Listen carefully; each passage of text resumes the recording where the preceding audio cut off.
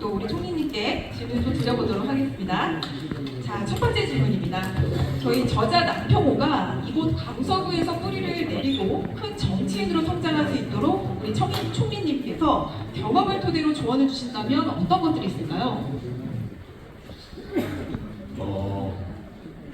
우선 본인이 저보다 더 잘하실 거예요. 그런데 굳이 제가 몇 가지를 보태 말씀을 드리자면 우리 남평호 동지의 숨어있는 장점을 우리 강서 주민들께서 많이 알아주셨으면 좋겠어요. 조금 전에 정대철 원재인 원장님이 하신 말씀을 거의 다 해드렸어요. 네 가지. 당신이 남평호를 좋아하고 정말 네 가지 이유를 말씀해 주셨는데 말씀을 드리고 싶어요. 이 책 맨 위에 제목이 남평호의 남다른 선택인데 남다른 선택을 하는 사람은 대체로 남다른 사람입니다. 남평호는 남다른 사람이에요. 왜 남다른가? 세 가지만 평범한 얘기를 해드릴게요. 첫째, 남평호는 뜻밖에도 점잖은 사람. 말이 어렵게 되는 흠도 있지만 하여간 점잖은 사람. 정치에 있다는 사람이 점잖은 건 당연한데 왜 남다르냐? 요즘 막말하는 사람이 하도 많아서 점잖은 사람이 남다른 사람이 되어 있어요. 둘째, 남평호 동지는 일관된 사람이에요. 한 길로 쭉 갑니다. 쭉 반평생을 김근태 의장 모셨고 만약 김근태 의장이 지금까지 살아계셨다면 저한테 안 왔을 거예요. 김근태 의장께서 돌아가시면서 저한테 엄청난 선물을 주신 게 남평호. 정치에 있던 사람이 한 길을 쭉 가는 거 이것도 당연해요. 그런데 왜 남다르냐? 하도 왔다 갔다 하는 사람들이 많으니까요. 그런 점에서 남평호가 남다릅니다. 세 번째는 이 책 때문만이 아니라 그 이전부터 남평호라는 사람은 공동체에 대한 신앙이 있어요.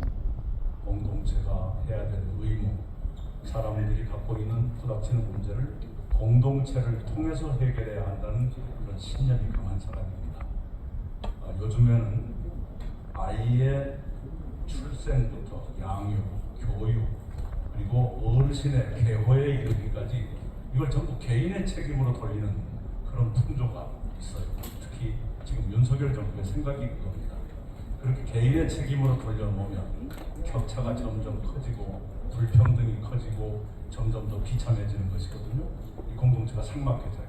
근데 그걸 그렇게 하지 말고 아이의 양육부터 어르신들의 계보에 이르기까지 생애에 걸친 모든 과정을 공동체를 통해서 해결해보자, 그런 생각을 확고하게 가진 사람이 남평호입니다. 그중에서도 ESG 운동은 아마 최근의 정치권에서 남평호만큼 크게 부르짖고 그 운동을 앞장서서 주도한 사람은 없을 거예요. 남평호가 가장 두드러지게 ESG 활동을 했던 사람입니다. 그런 것을 우리 강서구 주민들께 꼭 알려드리고 싶었습니다.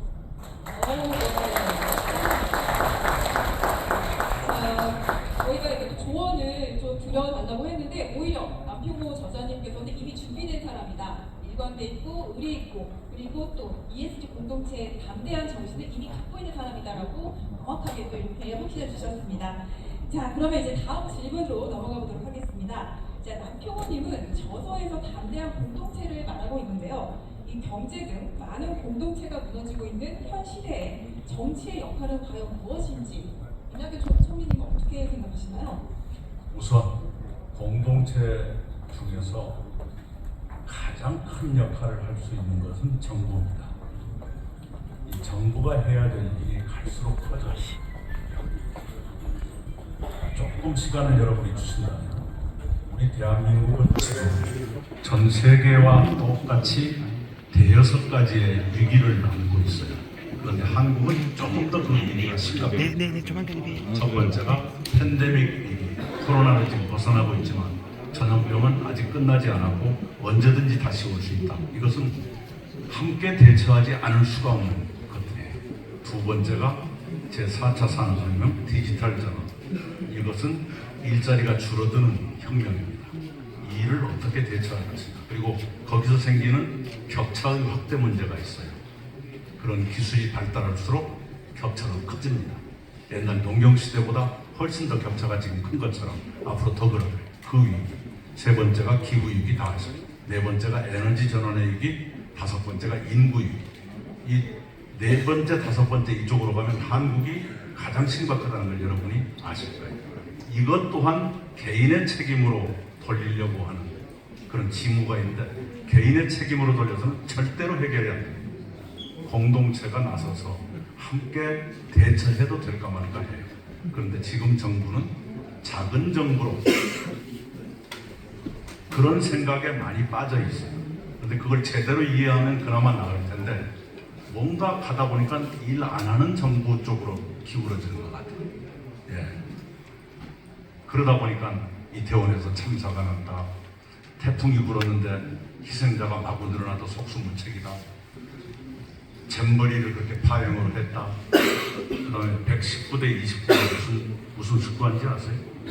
잘 모르겠습니다. 네, 부산 엑스포 투표 결과입니다. 이런 참패는 역사상 처음이에요. 하계올림픽, 동계올림픽, 월드컵 모두 했고 모두 유치했고 모두 성공한 나라.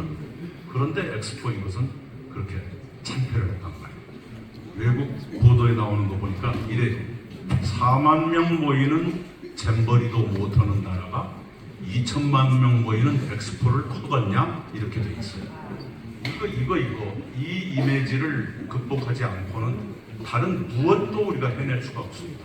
그런 점에서 정부의 역할부터 재정립하고 재정의 역할도 재정립하고 그것을 각 분야에 각 단계마다 다 있는 공동체의 역할도 확산하는 그런 노력을 정부가 앞장섰으면 좋겠다 그런 생각을 하고요. 물론 지방 차원에서 주민들부터 시작하는 공동체 운동이 있을 수 있어요. 그것도 반드시 지도자가 있어야 해요. 아마 남평호 같은 지도자 아니면 그 일 제대로 못할 거예요. 왜? 네, 결국에는 기승전 남평호 저자님이라는 그런 말씀으로 또 훈훈하게 마무리를 해주셨는데요. 자, 그러면 저희가 요새 이제 정말 대한민국의 정치에 대해서 걱정하시는 분들이 정말 많습니다. 사실 저도 그렇고 내년이 또 앞으로도 정말 많이 또 걱정되는 한 해가 될 것 같은데, 자, 마지막 질문입니다. 요즘 정치가 양극단으로 치닫고 있는데요.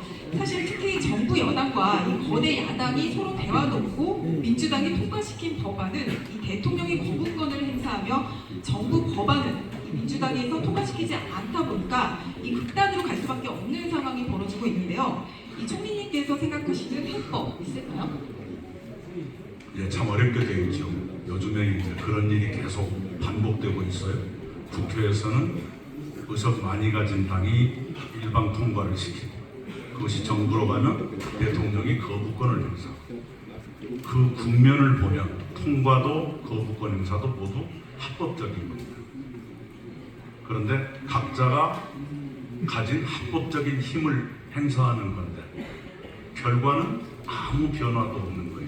국민들한테는 아무것도 떨어지지 않고 의회 권력과 정부 권력의 힘자랑만 반복되는 것이죠.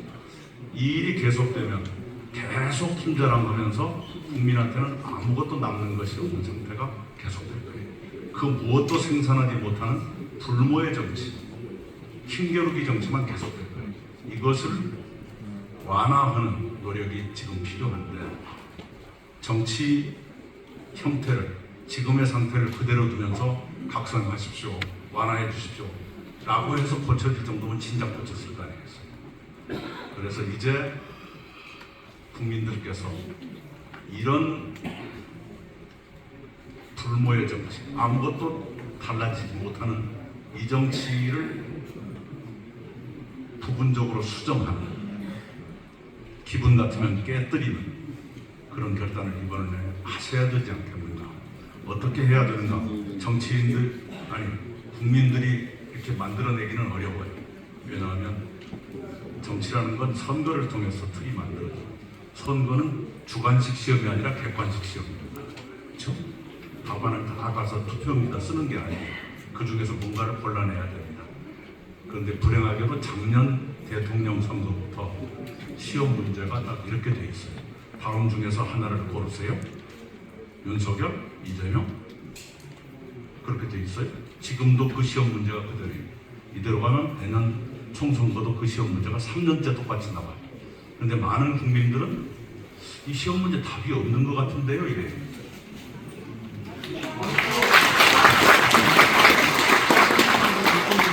그런데도 억지로 아니 이 중에서만 골라야 됩니다. 고르라니까요. 그럼 답이 없다니까요.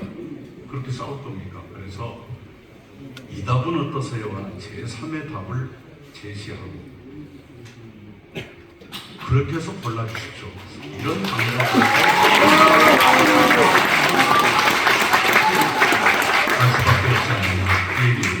그런데 여야 모두 싫다는 분들, 그래서 이 시험 문제는 답이 없습니다 이렇게 생각하는 분들께 새로운 선택지를 제공해서 선택이 가능케 하는 것, 이게 지금 불가피한 단계라고 보고요. 이것은 여야 중에 어디 좋다고 하는 분을 뺏어가자는 게 아니니까 그분들이 화낼 일이 아니에요.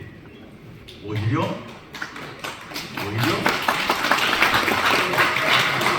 당대 정당이 우리가 흡수하지 못하는 국민의 목소리를 당신들이 흡수해 주신다니 고맙습니다.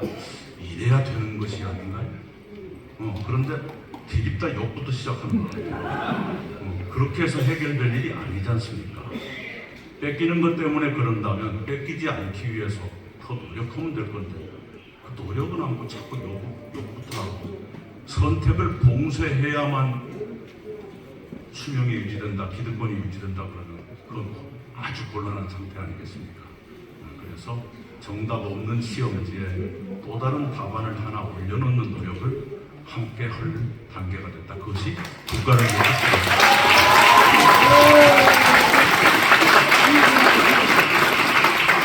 네, 지금 뭐 말씀을 하실 때마다 계속 박수가 정말 터져 나올 정도로 정말 좋은 답변을 내놓으시니까 아무래도 내년이 더 기대가 되고요. 제3의 답으로 앞으로도 국민들의 이 힘을 더 많이 좀 보장해 주시는 그런 앞으로의 더 나은 한로를 저희가 응원해 드리도록 하겠습니다. 자, 그리고요. 저희가 아쉽지만 또 여기서 이제 이낙연 총리님과 시간을 마무리하는 순서로 이제 마지막으로 우리 여러분들께 하시고 싶은 말씀 부탁드리겠습니다. 예, 아니 네 번째 질문이 없는 줄 알고 제가 아는 거 다 얘기해서 미천이 떨어졌는데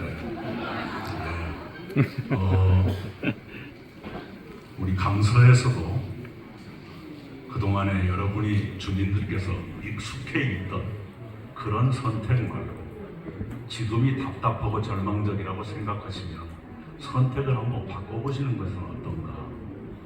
절망이라고 하면서 똑같은 선택만 계속하면 변화는 언제 오겠어요. 그래서 저희는 남평호라고 하는 새로운 답을 하나 내놓고 강서구민 여러분께 이 답은 어떠신가요?